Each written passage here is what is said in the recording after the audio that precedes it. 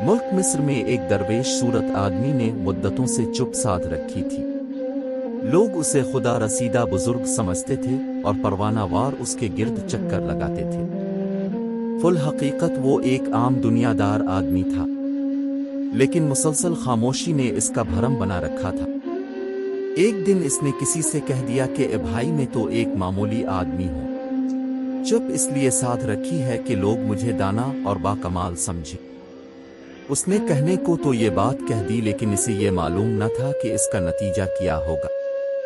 दोस्त दुश्मन सब इसकी हकीकत से बाखबर हो गए और उसका कारोबार ठप होकर रह गया, मगर अब पछताए किया होत जब चिड़ियां चुग गईं खेत। एक दिन लोगों से मुंह छुपाकर वहां से गायब हो गया और जाते जाते मस्जिद की मेहराब पर यह लिख गया, अगर मैं अपने आप को आईना में देख लेता तो बेवकूफ़ी से अपना पर्दा चाक न करता।